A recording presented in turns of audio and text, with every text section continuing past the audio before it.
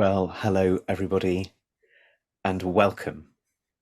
We are Lizzie and Justin from Thirdspace, and this is our weekly Turning Towards Life podcast and video and conversation, and you are all so welcome to be with us.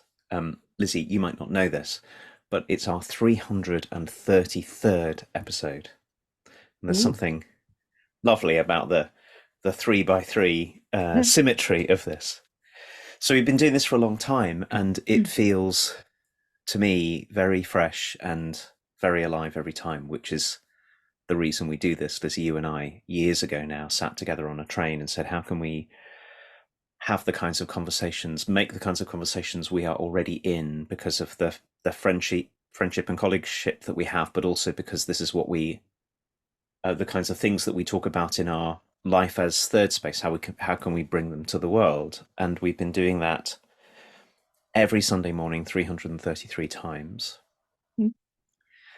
And to me, the conversation feels very alive, fresh, new every time, which is one of the great joys of being in a kind of proper kind of practice together, and being the practice of opening and discovering. We have no idea ever where this conversation is going to go, apart from where it begins, which is with a source that you have brought us this week, and a wonderful one that's been stretching for me to read and think about. So I'm very, very glad that it's here.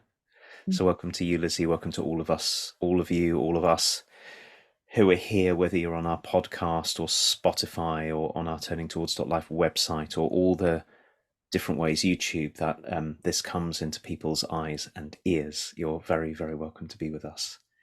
And I think I just want to say, aside from a welcome, maybe you are brand new to this, somebody pointed you this way, or maybe you've been with us for a long time and you're equally welcome however long you've been alongside us. And please know that you're part of the conversation just by listening in your own mind, or maybe speaking to other people and sharing with other people about it. And if you want to talk with us, you can reach us on our Facebook group, and you can email us hello@turningtowards.life. You can support us if you go to the Turning Towards.life website. You can buy us a cup of coffee, which is a metaphorical way of talking about supporting us, and leave us messages there. We love hearing from people. It's really meaningful always to know how these conversations make a difference in your lives, and we'd be very glad to respond in whatever way we can. So we'll look forward to hearing from you. And I think that's enough from me. Lizzie, hello to you. Hey, Justin.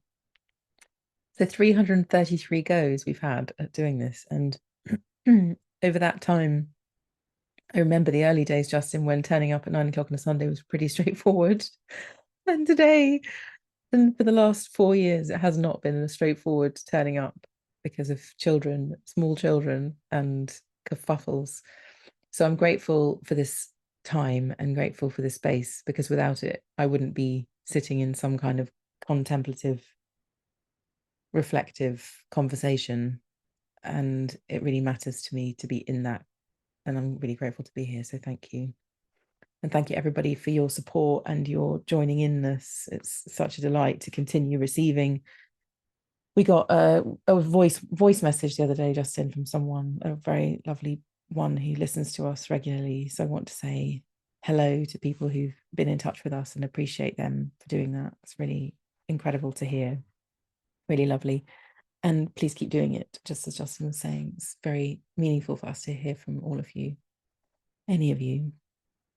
And so this piece of Rainer Maria Rilke's writing in the book Letters to a Young Poet stuck out to me this week because it had me begin to question afresh what it means when something really difficult about me could become something different than I thought it was. So I wanted to bring it here and see. And like you, Justin, it's confounding and confusing, and I don't know what to say, and I don't know what I think yet, and we'll see. But I had this kind of thread of curiosity of what it is that when something we're kind of judging ourselves for could maybe turn into a thread of gold in our lives somehow, and how we could, with fresh hearts and eyes and minds, be in conversation together. So I'm going to read this small paragraph by Rainer Maria Rilke. So here we go. And your doubt may become a good quality if you train it. It must become knowing, it must become critical. Ask it whenever it wants to spoil something for you, why something is ugly, demands proof from it. Test it, and you will find it perplexed and embarrassed, perhaps, or perhaps rebellious. But don't give in. Insist on arguments and act this way, watchful and consistent, every single time. And the day will arrive when from a destroyer it will become one of your best workers, perhaps the cleverest of all that are building at your life.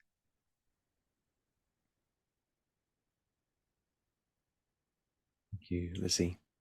So this is, as you said, from Rainer Maria Rilke, the poet's book, Letters to a Young Poet.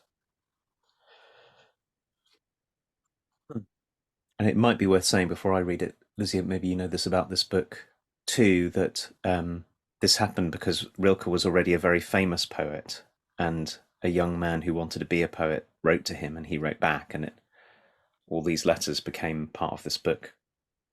So I'm guessing this must be from. It says where you've written this, it's from Rainer Maria Rilke's letter to Mr. Kappas, November the 4th, 1904. And your doubt may become a good quality if you train it. It must become knowing. It must become critical. Ask it whenever it wants to spoil something for you, why something is ugly. Demand proofs from it. Test it. And you will find it perplexed and embarrassed, perhaps, or perhaps rebellious. But don't give in. Insist on arguments and act this way, watchful and consistent every single time. And the day will arrive when, from a destroyer, it will become one of your best workers, perhaps the cleverest of all that are building at your life.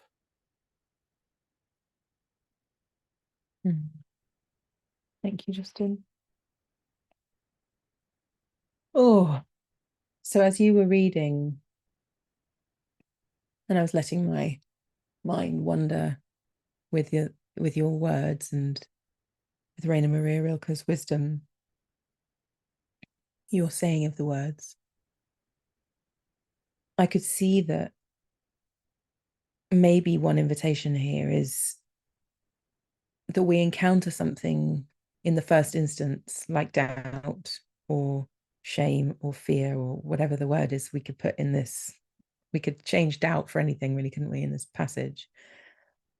That instead of letting the story stop there, I could become someone who questions these things.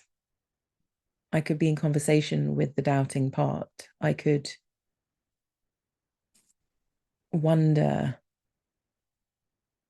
why. I could wonder, as Rainer Maria Rilke says, I wonder what proof it has. I wonder how come I came to think that way or to feel that way about life. And I think it's so easy to stop at self-doubt and let it make decisions, for example. Or, well, I'm not good enough for that, so I'm not going to apply for it. Or, oh no, I don't know what to say, so I'm just not going to say anything. And then that's the way life goes. It just keeps going that way. So I feel really, what's the word? Like enhopened by this passage, because it might mean that the pattern that I'm in and have been for a long time gets some air around it, gets some different choices available inside of it, so that the same thing doesn't keep happening again and again when my doubt arises, or when my fear arises, or when my impatience arises, whatever the qualities are that come and which seem to be unhelpful in my life and the things that I would like to do. Well, I get a different option presented to me when I don't take it to be the attribute of my life that's in charge or that has all the power. So instead of allowing it to be more powerful than the rest of me, I get to be equal to it and say, well, let's see what this is. And even in saying that, I can feel how much more powerful I feel rather than feel kind of underneath my impatience or underneath my doubt or underneath my fear somehow. But I'm kind of leveling with my experience and saying, well, what's happening here? What are you about? And let's listen and let's ask some questions and be curious rather than driven by these parts of me that come forth. Really appreciative, Lizzie, of this way that you're talking about parts of us in the way that Rilke is drawing our attention to. It's really easy to misunderstand our inner complexity. Like when we start to see that instead of there just being one thing going on inside, that there are many, many, many different parts, and that they have a sort of a combination, like all of us humans, they have a combination of gifts to bring and places that they get stuck or aren't mature enough yet, or somehow have got a very narrow picture, or somehow have got afraid and very insistent. When we start to see that, what we can do is we can find the most adult part of us, by which I mean not the domineering, like the grounded, wise, spacious, what's the word, that of us which has integrity and sincerity and all that, and we can relate to what's inside us from there. And the language I think that we've talked about before, you were talking about feeling under the weight of your own doubting and critical parts. And I can feel that as well. I know how many times parts of me have felt like sort of giant oppressors on the inside of me, or like giant parent figures or giant monsters or something. And all I can do is to sort of like be squished by them. And very often those parts are, I suppose that what Rilke's talking about here might be the kind of doubt that stops us doing things that we really care about, the kind of doubt that stops us being the kind of person that we long to be. You know, when we come to the edge of something and we withdraw because it seems like I won't be welcome here, or I won't be able to do it, or something like that. So there's really something to be said for, and this is the language of yours that I'm enjoying and wanting to pick up on, for seeing if we can get the ordering the right way round, to remember who's the big one and who's the small one here. And I often think about, I have this, I'm sure I've said this maybe many, many, many months ago. I have on my desk here a book called, what's it called? Big Bear, Can't You Sleep, Little Bear?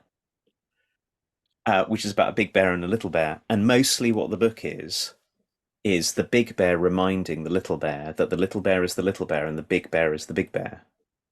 And that when the little bear remembers that she's the little bear, and can be taken care of helpfully by the big bear until she grows up enough to be the one who takes care of herself, it's enormously settling, and then she can go to sleep. And the whole book is a series of reminders. I'm the big bear, you're the little bear.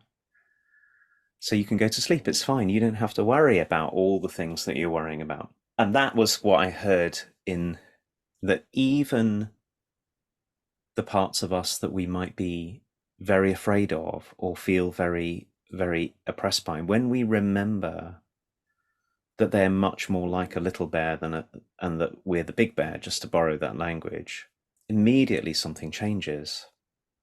And that's what Rilke's argument here, which of course he doesn't say in exactly this way, is not only are you the big bear and your doubt is the little bear, but you can teach your doubt. Your doubt may be very childlike now, but were it given a chance to mature, were it given help to mature, it might become one of the wisest parts of you. It might move if you can help it think through what it is that it's saying. I love this line. ask it whenever it wants to spoil something. Why? Why is this thing ugly? Prove, show me. And when we test it, we might find it perplexed or embarrassed, or it might be rebellious, but don't give in. Ask it to back up its arguments and be watchful and consistent. And the day will arrive when, instead of trying to destroy things because it's afraid and sort of, well, lashing out in all directions out of its fear, maybe it will become, I love this line, the cleverest of all inside you that are building your life. And I think it's really important, because when we get caught, when we don't get the sizing the right way around, our doubt can either be a big destroyer, like it holds us back from things that we really long for and that are really important, or we try and smash it because we just want to override it. And if you smash your own doubt, the risk is that you end up being a person without doubt where it's called for. Sometimes doubt is called for, like a part of me that goes, whoa, whoa, whoa, whoa, let's just look at this here for a moment. So such a lovely argument for helping the childlike parts of us become grown-ups inside us, and what it takes for that to do, and that maybe that's where real wisdom and capacity comes from, that we grow up as we help all of the parts of us grow up from being inner childlike parts into being inner adults, with all of the richness and complexity that gives, that brings. I was just reflecting, Justin, as you were saying all of that, on what makes it possible for me to ever do that. To be a person who goes, oh, here's my doubt. I'm not going to take this as seriously as I have done in the past and let it make my decisions for me. I'm going to question it, and I'm going to be in conversation with it and see if I can help it grow up in some way into a more mature being inside of me and a more mature part of me. But then in order for me to be able to do that, I have to have enough spaciousness, enough contact with that big bearness in me to be able to even do that, and to have a sense of my big bearness as well, and to have a sense of, you use this word complexity at the beginning, in the complexity of what you were saying.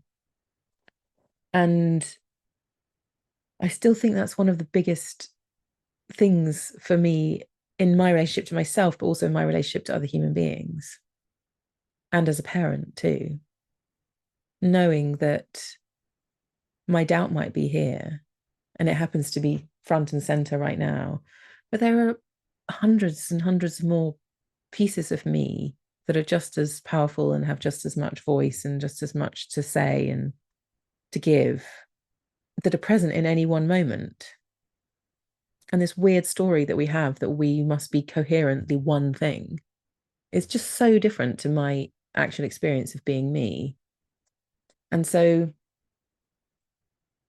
to remember the multitudes inside of me and you, and know that there's also something, Lizziness, Justinness, our who-ness, our essence, our bigness, our big bearness, that is in relationship to all of those parts. And that's how we can relate to ourselves. That's the story we can have about ourselves and other people, which is that there's something here right now, and it's not all of you and it's not all of me. And I can be in relationship to it from my big bearness, rather than be hoodwinked by it. I love what you said about the ordering, making the big bear have relationship to little bear, rather than little bear masquerading as big bear, or pretending that it's big when actually it's quite small. And I guess that's part of asking the questions, is that when you begin to ask a part of ourselves questions, very often there's a sense that it's a younger part of ourselves. It's not a mature, as you said, it's not a part that's teeming with integrity. It's got its own integrity, but it's more more needs some support. It's more frightened than is helpful when we have to live this crazy human life of a whole world inside of us, a whole world inside of you, a whole world out there, and every human is a whole world of its profound complexity. Of course we're afraid, of course it's frightening, but we're also unafraid, and we're also courageous and can do things that we didn't, parts of us really wouldn't imagine that we could do. And so to be in relationship with the parts of us like this and to feel like they could become the cleverest of all, I think that's the thing that's so intriguing to me as well, is that if I really get into conversation with a part, it gets to reveal its gifts, which of course, why wouldn't that be what we all want? However frightened I am, I feel strongly committed to this idea that there's always something wanting to come forth, to be gifted, to be contributed. Like things aren't here for no reason. My doubt isn't a reasonless part. My doubt is here for me, for my life. Well, then let's see what gifts it has. But only when I become someone who's in conversation with it could that ever happen. Could that ever be revealed? Could that ever unfold itself? Because without the conversation and that reflective quality of, well, what is this, what's happening, and the challenging quality as well of, well, I'm not going to believe this, I'm not going to keep saying yes to this, without that, nothing can be different than how it is already.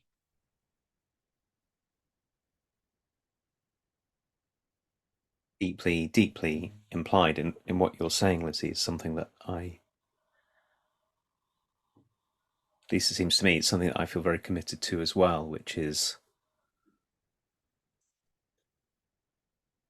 trusting that there is a kind of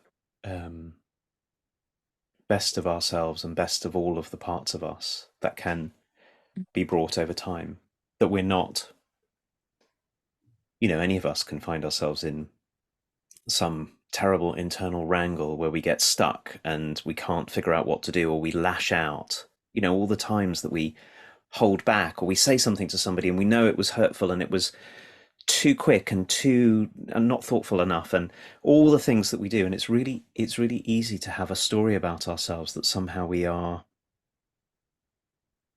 I don't know, doomed to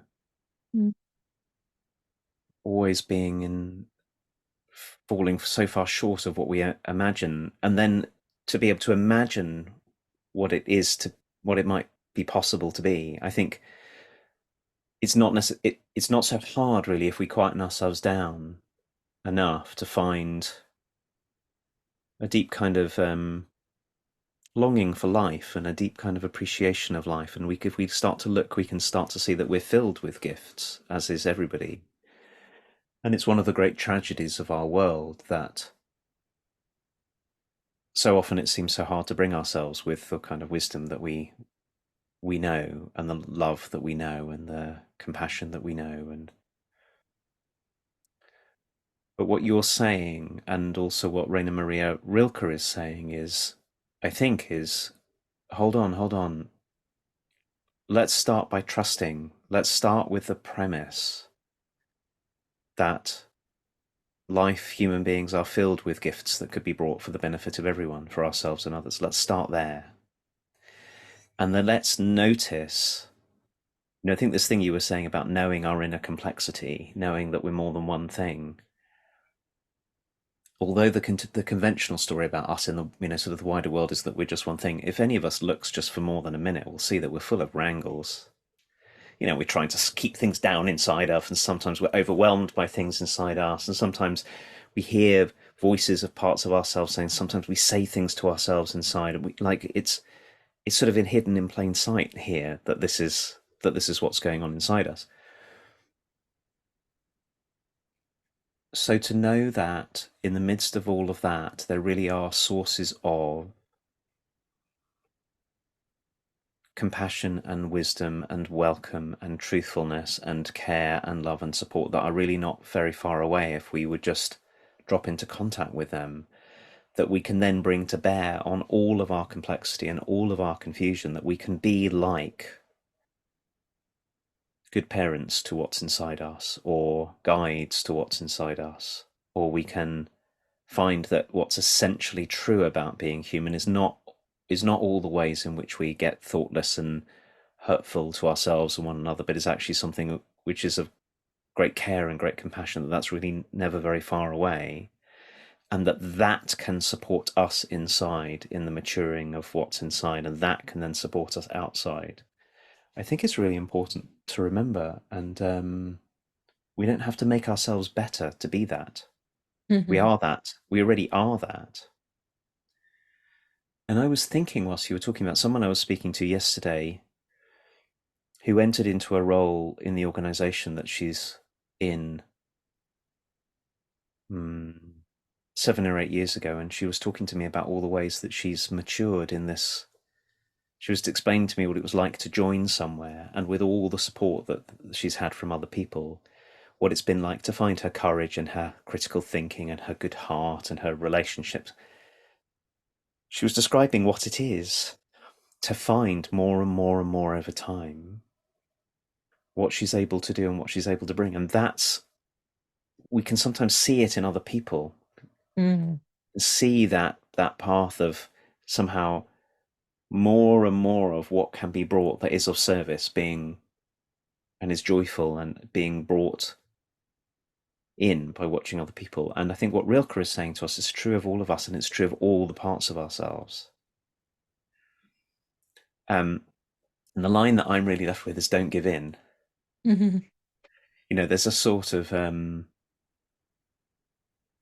we have to stay very steadfast and faithful in order to do this. We have to know that parts of us are going to knock us around. We're going to get knocked around by what's around us and by what's inside us. But if we can find the something in us that doesn't give in, that stays steady, steadfast, faithful, loving, if we can make contact with that and see what it's like to bring that forward in relation to the rest of us, so much can happen. And it takes time. The day will arrive when. It might not be today, and that's okay. I was just imagining Justin, you talking to me both about me in relationship to things that arise in me, but maybe about me in relationship to things that arise in other people too. So when you tell me something about your doubt or your afraidness or something, who am I being that doesn't give in, but that I insist on being curious, that I'm in some way big bear to your little bearness in that moment. And that if I can, or if you can borrow from my big bearness to see that your big bearness can also be in relationship to this doubting or fearful part. I'm just seeing how helpful it is to borrow from other people's big bear. And that your big bearness can be a mirror to the possibility of my big bearness that I get to know because you were big bear for me in some part of our relationship. And then your big bearness maybe wakes my big bearness by giving it a poke and saying, I'm not separate from you, your big bearness also exists. And then facilitating my big bearness to be in relationship with my little bearness. How that is such an amazing route in when, frankly, this sometimes feels really hard to do.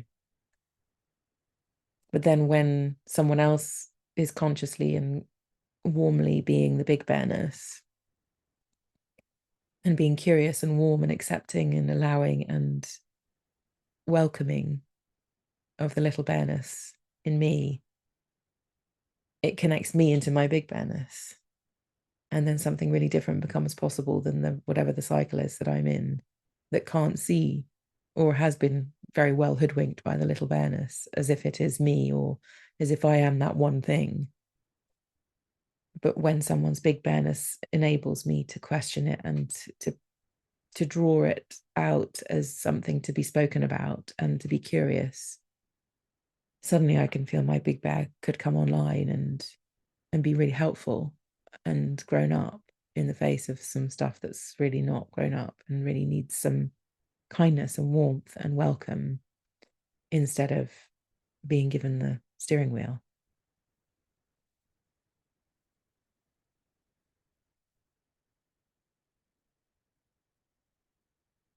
I was thinking, whilst you were saying all of this, you've drawn us, as you often do, Lizzie, into the territory of the relationships between us.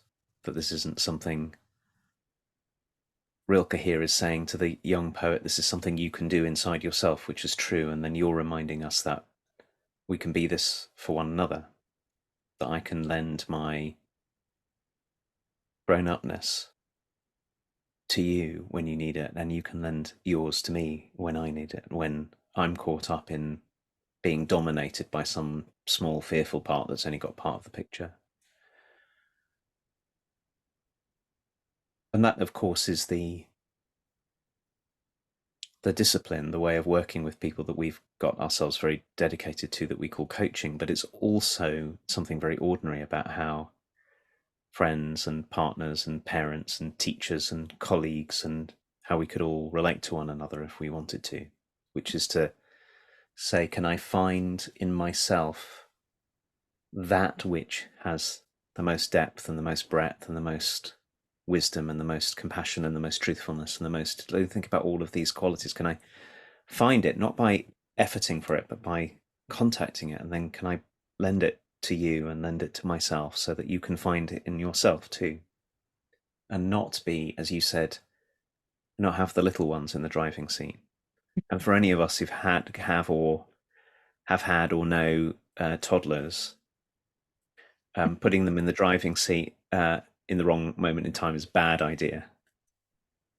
So anyway, I was thinking about how important this is for the whole of our society, Lizzie, that when things are looking very uncertain, when things are changing very quickly, when there are crises around, of which there are many, we really need this. It's so easy for us to fall into being driven by the little ones who are panicking. And that's where we get ourselves holding back when we could come forward, but it's also where we get ourselves dominating and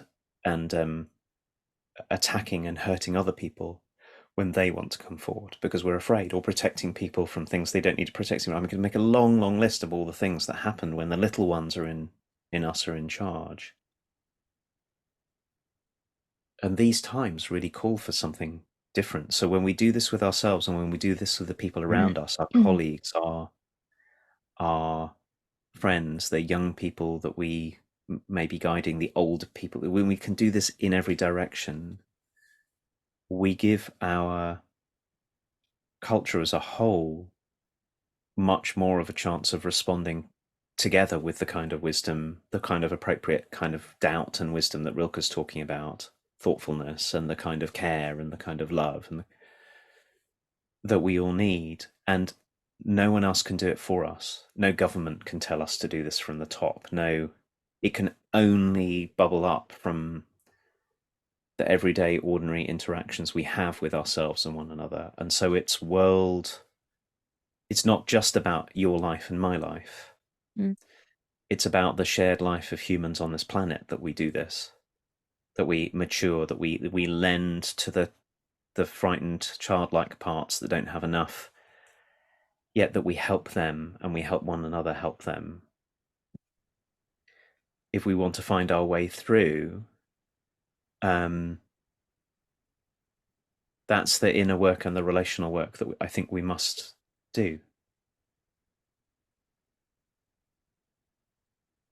Thank you for saying that, Justin. And I think it's probably a really lovely place to end for this week. And I want to just say how grateful I am that really Rainer Maria Rilke was being Big Bear to Mr. Kappas and enabling Mr. Kappas to get to know his big bear inside of him. And I'm just grateful that that's been happening forever, probably, but definitely since 1904. It makes me feel really hopeful. And that this kind of conversation isn't as marginal as maybe it once was, and that this is out there and in people's hands. It's really amazing to me. So thank you. Thank you everyone for being with us. Thank you for maybe getting a little glimpse of Big Bearness when you're with us. And we will be back next week on Sunday again. And thank you so much, Justin, for being you as well. Thank you, Lizzie. Bye, everyone.